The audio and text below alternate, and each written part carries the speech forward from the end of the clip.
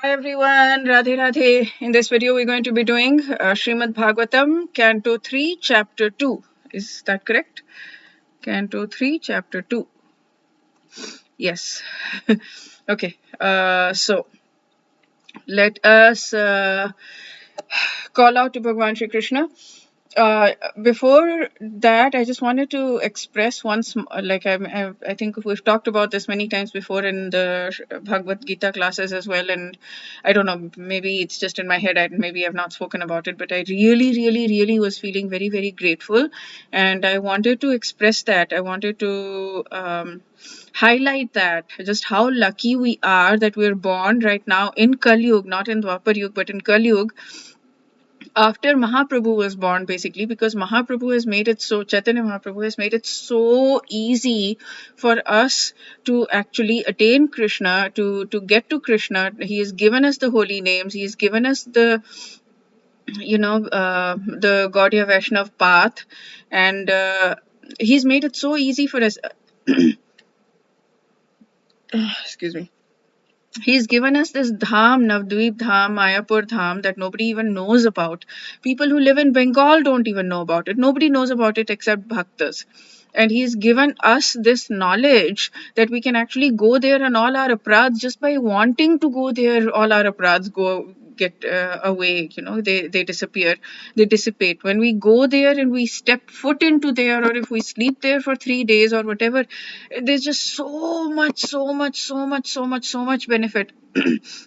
I'm not remembering exactly, so I'm not able to say exactly, but the excitement is there because I heard it. I need to listen to it again so that I'd be able to say exactly what it is, which by doing what we lose, we gain what or lose what the benefits are. Lose meaning lose the aprad effects and things like that. Like we lose the bad things and we gain the good things. Just by even thinking of going to Navdvip Dham, just by listening to the Katha of Navdvip Dham, of Mahaprabhu, of reading Chaitanya Charitamrita, there is so much mercy that we have, that and we're born right now just 500 years after Mahaprabhu was there, and actually we're born at the right time after Bhakti Vinod Thakur actually found the birthplace of Mahaprabhu, because it was lost.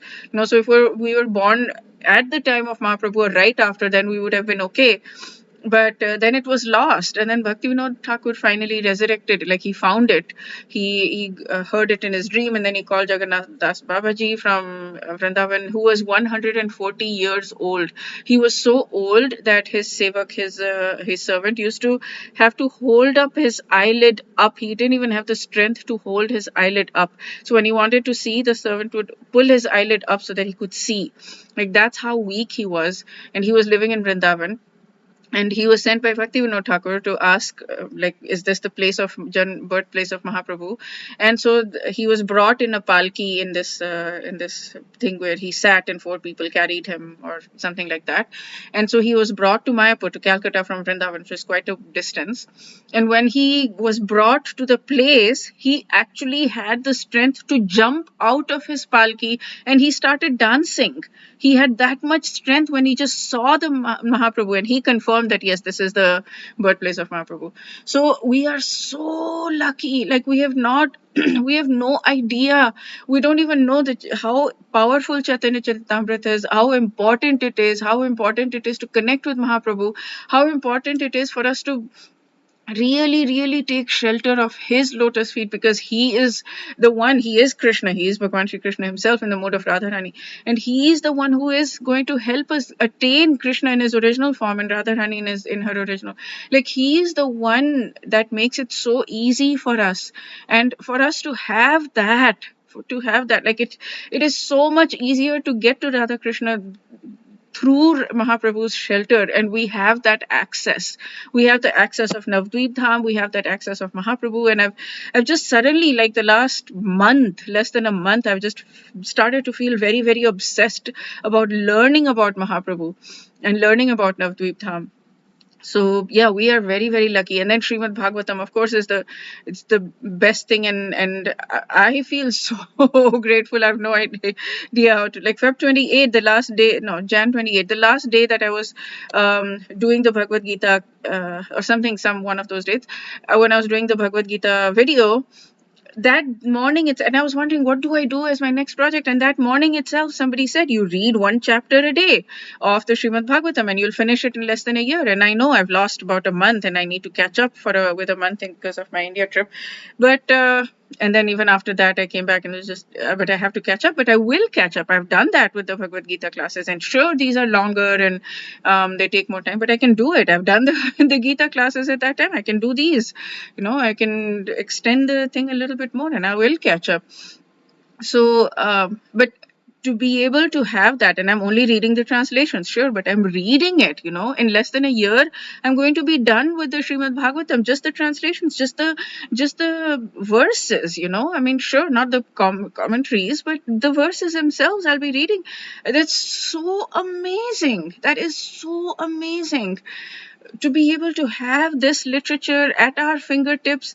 You know how difficult it was for people, even Bhaktivinoda Thakur, I think, found it, if I'm remembering correctly, found it so difficult to find the Chaitanya Charitamrita. And look at us, we have it all in front of us, available online. We don't even have to spend a single cent on it. It's just there, it's just available. And not only do we have that, but we have access to so many different lectures by so many different people. We can just listen to whoever resonates with us.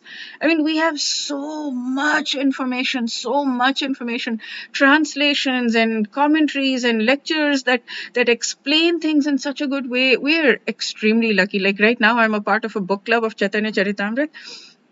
And wow, and it's a very small exclusive kind of thing, just a group of us doing it.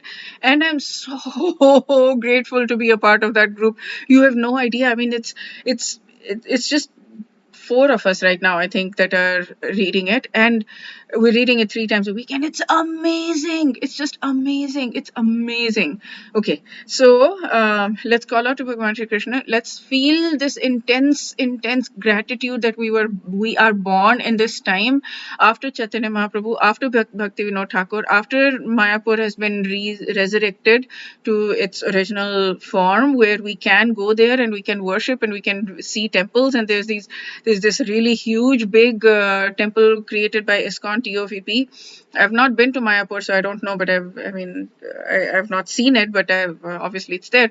So yeah, that all of this access that we have for so much nectar, and even if we're not able to go there, we are able to talk about it, hear about it, listen about it, hear the katha, and read Chaitanya Charitamrita, and right now read Srimad Bhagavatam. So let's be extremely grateful that we're doing the Srimad Bhagavatam, and that we have all of this access. And let's beg Bhagavan Shri Krishna to just keep giving us this nectar more and more, so that we actually absorb it and we are wanting to be in service. Right now, I can't even say that I want service of Radha Krishna, because I'm so afraid of the service, because I'm like, I don't know if I can do it. I don't know if I have the strength to do it. I don't feel like I'm strong enough to even serve, but let's beg for to get this intense amount of bhakti and intense amount of surrender, so that we want more and more service and we feel inspired to do more and more service. Okay, let's pray. Om Namo Bhagavate Vasudevaya. I'm doing the the faster version of it. Om Namo Bhagavate Vasudevaya. Om Namo Bhagavate Vasudevaya. Dear Bhagavan Shri Krishna, please help us and give us bhakti. Please help us remove our anarthas. It's very, very, very, very scary to even want bhakti, but please help give us bhakti, and help give us that place where we don't care for anything material anymore and we're just happy having your service. Please bring us to that place. Okay, let us read the Srimad Bhagavatam. Okay, it's not there apparently. Screen. Yes, now it's there. Okay. Chapter 2, Remembrance of Lord Krishna. Text 1. Sri Shukdev Goswami said, when the great devotee Uddhava was asked by Vidura to speak on messages of dearest Bhagavan Shri Krishna, Uddhava was unable to answer immediately due to excessive anxiety at the remembrance of Bhagavan. Text 2. He was one who, even in his childhood, at the age of 5 years, was so absorbed in the service of Bhagavan Krishna that when he was called by his mother for morning breakfast, he did not wish to have it. Really, I didn't realize that at the age of 5 he was there. 3. Uddhava thus served the Lord continuously from childhood, and in his old age, that attitude of service never slackened. I don't even have the courage to serve like that. I want to, desperately want to have the strength, the emotional strength, the courage. As soon as he was asked about the message of the Lord, he at once remembered all about him. 4. For a moment he remained dead silent, and his body did not move. He became absorbed in the nectar of remembering the Lord's lotus feet in a devotional ecstasy, and he appeared to be going increasingly deeper into that ecstasy. 5. It was so observed by Vidur that Uddhav uh, had all the transcendental bodily changes due to total ecstasy, and he was trying to wipe away tears of separation from his eyes. Thus, Vidur could understand that Uddhava had completely assimilated the extensive love for the Lord. 6. I mean, how amazing would it be to be around people like that, no? To be around such a pure devotee that as soon as you mention Bhagwan, he just goes into ecstasy. 6. The great devotee Uddhava soon came back from the abode of the Lord to the human plane. Wiping his eyes, he awakened his reminiscence of the past and spoke to Vidur in a pleasing mood. 7. Sri Uddhava said, My dear Vidur, the son of the world, Lord Krishna, has set, and our house has now been swallowed by the great snake of time. What can I say to you about our welfare? 8. This universe with all its planets is most unfortunate, and even more unfortunate are the members of the Yadu dynasty because they could not identify Lord Hari as Bhagwan any more than the fish could identify the moon. Yeah. Most people could not understand that Krishna is Bhagwan, even though Krishna was amidst them. 9. The Yadus were all experienced devotees, learned and expert in psychic study. Over and above this, they were always with Bhagwan in all kinds of relaxations, and still they were only able to know him as the one supreme who dwells everywhere. 10. Under no circumstances can the words of persons bewildered by illusory energy of the Lord deviate the intelligence of those who are completely surrendered souls. So people who are non-believers cannot bewilder the believers, the surrenderers.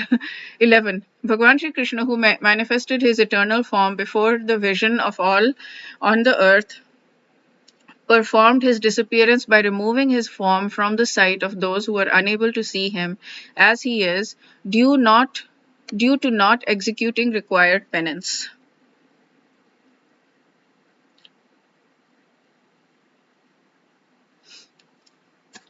Okay, so even though Bhagwan Shri Krishna was here, the people who were non-believers, he removed that vision of himself in its true form from the vision of non-believers, if that's what if I understand correctly. 12. The Lord appeared in the mortal world by his internal potency, Yog Maya. He came in his eternal form, which is just suitable for his pastimes. These pastimes were wonderful for everyone, even for those proud of their own opulence, including Bhagwan himself in his form as Lord of Vaikuntha Vishnu. Thus, his Sri Krishna's transcendental body is the ornament of all ornaments. He's the ornament of the ornaments. So if he's wearing jewelry, then he ornaments the jewelry. He makes the jewelry more.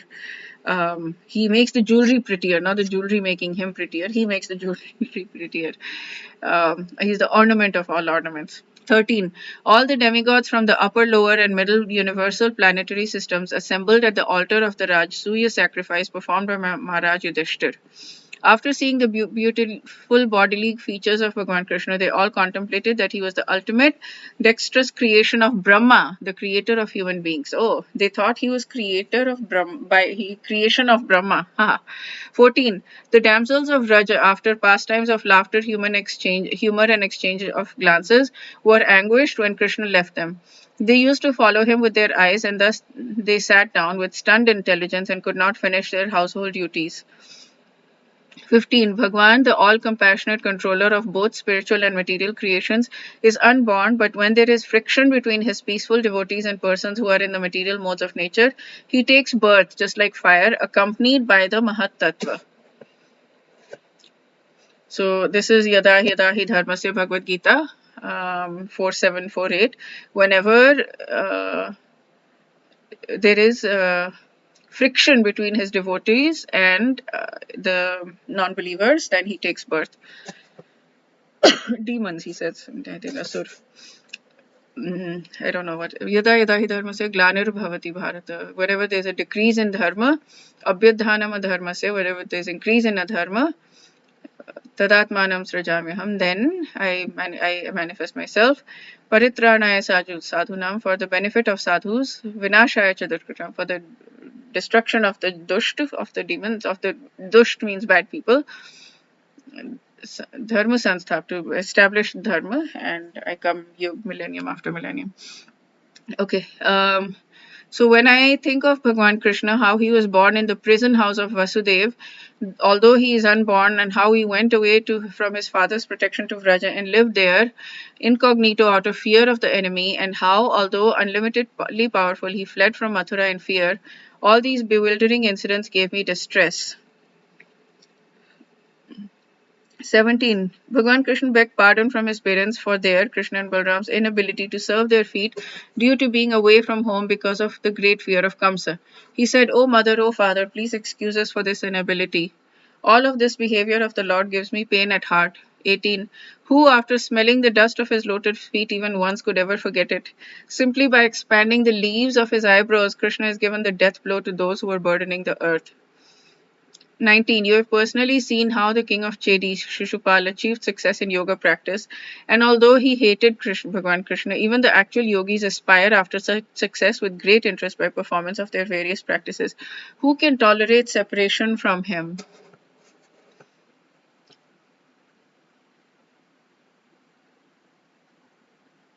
Not sure what he means by that success. 20. Certainly others. Okay, let me see this. Okay, yeah, sorry for the distraction. Yeah, so 20. Certainly others who were fighters on the battlefield of Kurukshetra were purified by the onslaught of Arjun's arrows, and while seeing the lotus-like face of Krishna so pleasing to the eyes, they achieved the abode of the Lord. So people who died through Arjun's arrows, just as they were looking at Krishna, they achieved the abode of the Lord. 21. Bhagwan Krishna is the Lord of all kinds of threes, and is independently supreme by achievement of all kinds of fortune.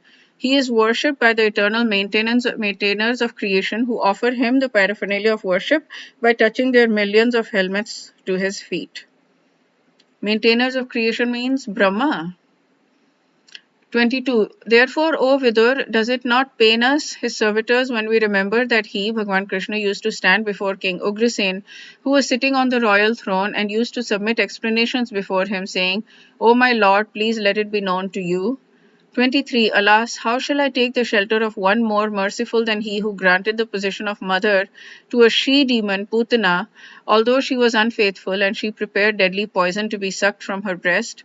24. I consider the demons who are inimical towards the Lord to be more than the devotees, because while fighting with the Lord, absorbed in thoughts of enmity, they are able to see the Lord carried on the shoulder of Garud, the son of Taraksha, Kashyap, and carrying the wheel weapon in his hand. So I consider the demons, I don't know, to be more than devotees. 25. Bhagwan Shri Krishna, being prayed to by Brahma to bring welfare to the earth, was begotten by Vasudeva in the womb of his wife Devaki in the prison of the king of Bhoj.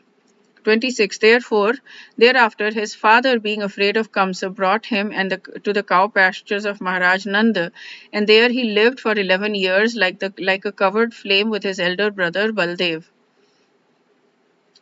Like a covered flame. Um, 27. In his childhood, the Almighty Lord was surrounded by cowherd boys and calves, and thus he travelled on the shore of Yamuna river through gardens densely covered with trees and filled with vibrations of chirping birds. 28. When the Lord displayed his activities just suitable for childhood, he was visible only to the residents of Vrindavan. Sometimes he would cry and sometimes laugh, just like a child, and while doing so, he would appear like a lion cub.